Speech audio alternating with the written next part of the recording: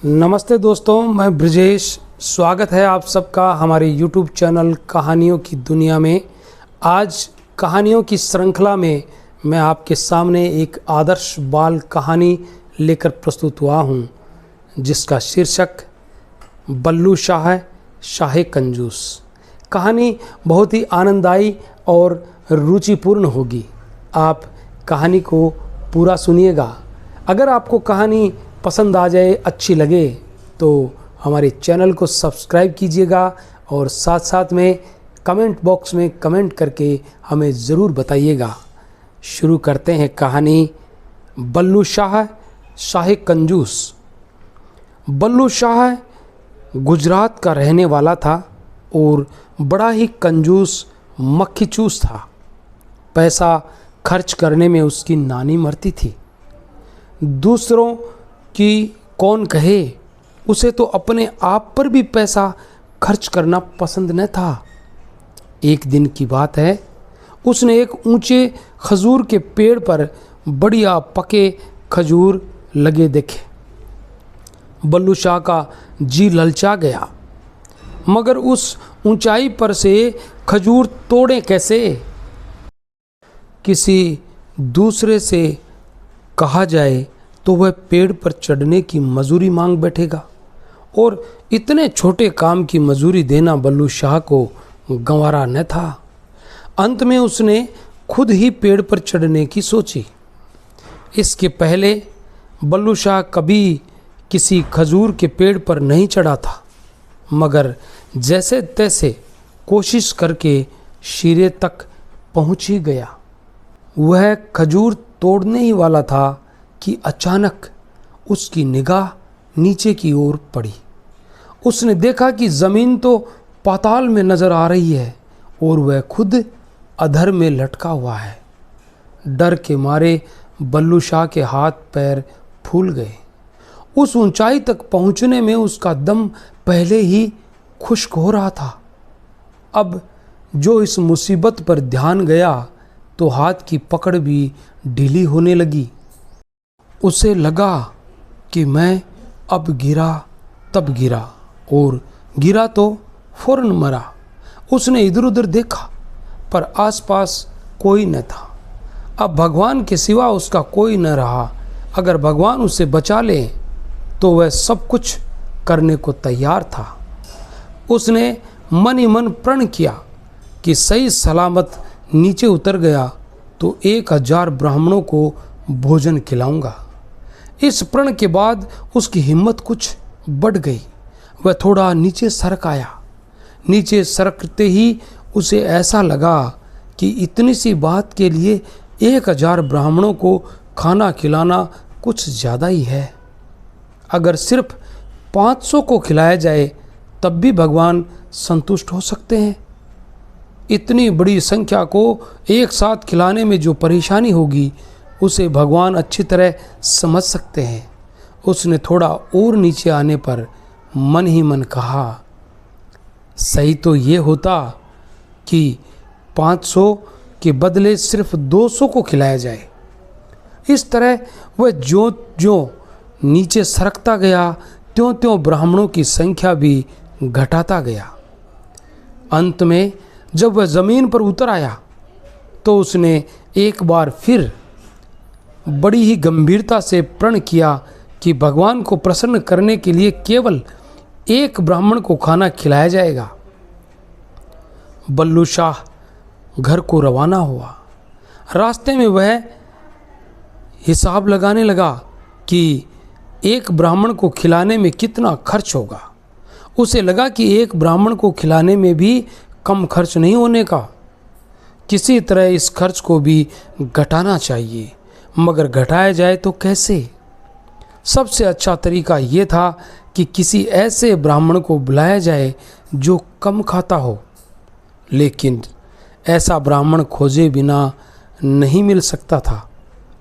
कम खाने वाले ब्राह्मण की खोज में बल्लू शाह ने गांव वालों से पूछताछ करनी शुरू की। काफ़ी दौड़ धूप के बाद उसे पता चला कि जानकी दास नाम का एक ब्राह्मण बहुत कम खाता है, परंतु जानकी दास बड़ा चतुर और घाघ था। उसने बल्लू शाह के बारे में सब कुछ सुन रखा था। जब बल्लू शाह ने उसे खाने का निमंत्रण दिया तो वह फौरन राजी हो गया। घर जाकर बल्लू शाह ने अपनी बीबी को अपने प्रण की बात बताई। साथ ही ये भी बताया कि उसने एक ब्राह्मण को खाने का निमंत्रण भी दे दिया है। वह ब्राह्मण दूसरे ही दिन खाने पर आने वाला है। शामली, उसने अपनी पत्नी से कहा, भगवान को प्रसन्न करने के लिए ब्राह्मण को खिलाना ही पड़ेगा। खिलाने पिलाने का सारा इंतजाम तुम्हारे जिम्मे है, पर इस बात का पूरा ध्यान रखना कि खर्च कम से कम हो। अगले दिन पैंठ का दिन था। ब्राह्मण को खिलाने में जो घाटा होने वाला था उसे पूरा करने की गर्ज से बल्लू शाह ने पैंठ में जाकर कुछ मुनाफा कमाने का इरादा कर रखा था। इसलिए उसने पाहुने को खिलाने की पूरी जिम्मेदारी अपनी बीबी पर छोड़ दी। वैसे तो मुझे खुद अपने पाहुने की सेवा करनी थी, उसने अपनी बीवी से कहा, मगर मुझे कुछ बहुत ज़रूरी काम करने हैं, इसलिए तुम्ही को सब कुछ करना पड़ेगा। उस दिन जानकी दास ने सवेरे सवेरे बल्लू शाह को पैंठ की ओर जाते देखा। मौका देखकर वह उसी दम बल्लू शाह के घर जा धमका। असल में वह ये देखना चाहता था कि उसकी दावत का इंतज़ाम किस तरह हो रहा है। शामली ने अपने मेहमान को इतने सवेरे आया देखा तो उलझन में फंस गई। उसने जानकी दास को प्रणाम किया और एक अच्छी जगह पर आसन देकर बिठाया। मैं जरा मंदिर में दर्शन करने जा रहा था, जानकी दास ने कहा। रास्ते में मैंने बल्लू शाह को देखा, वह कुछ जल्दी में था। मैंने सोचा कि तुम्हें शायद कुछ मदद की या सलाह की ज़रूरत हो, तो मैं हाजिर हो गया। आपकी बड़ी कृपा है, शामली ने कहा। आपके भोजन की सारी तैयारी विधि नियम से हो रही है। यदि आपकी कोई और आज्ञा हो तो कहें, मैं उसी के मुताबिक काम करूंगी। ये तो मामूली बात है, जानकी दास ने कहा, लेकिन एक ज़रूरी बात ध्यान में रखनी ही होगी। प्रण तो केवल एक ब्राह्मण को खिलाने का है, परंतु तुम्हें 10-12 आदमियों की आवश्यकता के बराबर भोजन तैयार करना होगा। मुझे यकीन है कि जो कुछ पकाया जाना है वह तुम्हें मालूम ही होगा। शामली ने उन सब चीज़ों के नाम बताए जो वह पकाने वाली थी। बिल्कुल ठीक, जानकी दास ने कहा, परंतु सब विघ्नों को दूर करने वाले गणेश जी को प्रसन्न करने के लिए 3 प्रकार की मिठाइयाँ और रख दी जाएं तो कोई हर्ज नहीं होगा। देखो ना, जब प्रसन्न करना ही है तो सभी देवताओं को प्रसन्न क्यों न किया जाए। इतना कहकर जानकी दास चला गया। शामली ने दोपहर होने तक भोजन पकाकर तैयार कर लिया। थोड़ी देर में ब्राह्मण देवता भी आ गए। खाना तो तैयार हो ही गया होगा।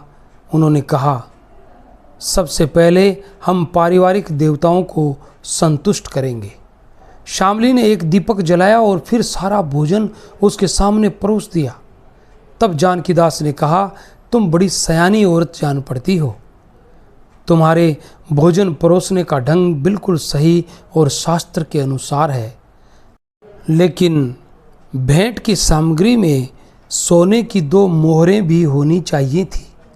अब तुम देख लो, मोहरों का होना तो बहुत ज़रूरी है। शामली को याद था कि मोहरों के बारे में उसके पति ने कुछ नहीं कहा है, लेकिन यदि ये ज़रूरी रिवाज है तो मोहरें भी रखनी ही पड़ेंगी। अब इस पावन अवसर पर तर्क वितर्क भी तो नहीं किया जा सकता। फिर जानकी दास जीमने बैठ गया। उसने खूब डटकर भोजन किया। जब उसका पेट भर गया तो उसने अपनी चादर फैलाई और बचा हुआ सारा भोजन बांधकर एक भारी भरकम गठरी बना ली। ये सब वह अपने परिवार वालों के लिए ले जा रहा था। देवताओं की भेंट के लिए दी हुई सोने की मोहरें उसने अपनी टेंट में खोसी और कहा, भोजन बहुत अच्छा था। ब्राह्मण संतुष्ट हुआ। भगवान तुमसे और बल्लू शाह से अवश्य प्रसन्न होंगे। अब सिर्फ एक आचार और बाकी रह गया है और वह है दक्षिणा। श्यामली कुछ नहीं समझी। तब जानकीदास ने समझाते हुए कहा, जब किसी ब्राह्मण को भोजन कराया जाता है तो वह तब तक पूरा नहीं माना जाता जब तक कि तुम कम से कम 2 सोने की मोहरें दक्षिणा में न दो। ये तो जग जानी रीति है। तुम जैसी योग्य गृहिणी को तो इसका पता होना चाहिए। बेचारी श्यामली मन ही मन डर रही थी कि बल्लू शाह इस तरह दक्षिणा देना कतई पसंद नहीं करेगा। लेकिन अगर ये जग जानी रीति है तो दिए बिना चारा भी नहीं। उसने जानकीदास को 2 मोहरें और दे दी।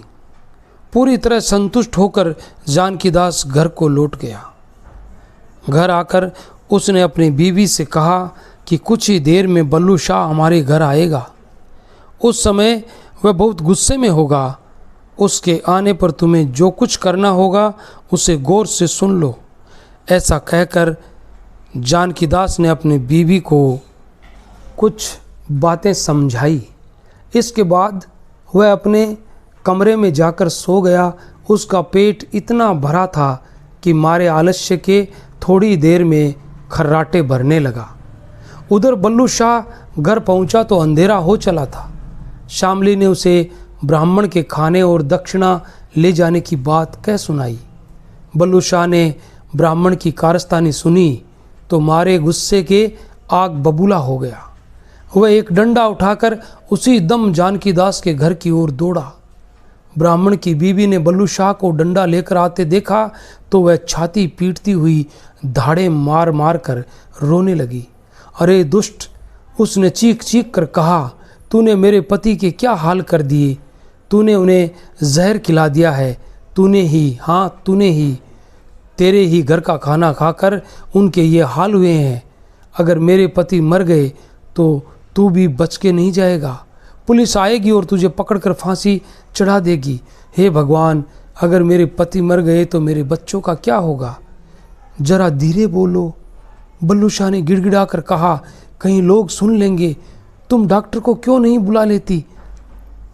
डॉक्टर, ब्राह्मण की बीवी ने गला फाड़ कर पूछा, उसकी फीस का क्या होगा। हमारे पास डॉक्टर को देने के लिए पैसा है ही नहीं। फौरन 10 सोने की मोहरें दो, मैं अभी डॉक्टर को बुलवाती हूँ।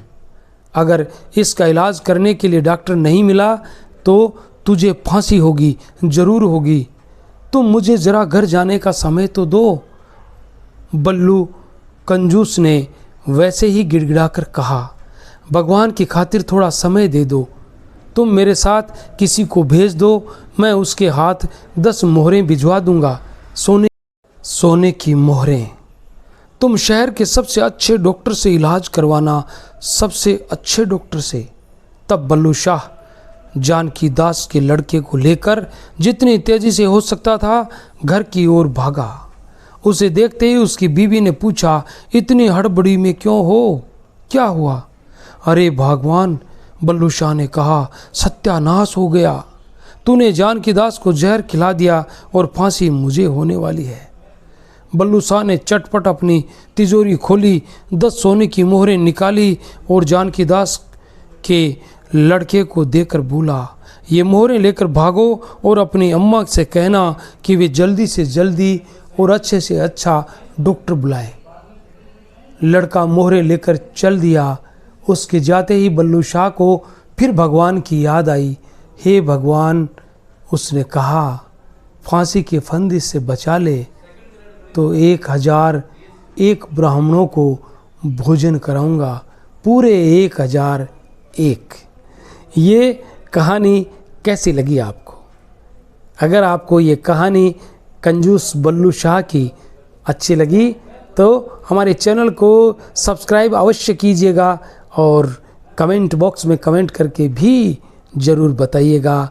मिलेंगे फिर कल किसी अन्य रोचक कहानी में। तब तक के लिए all the best. Thanks for watching.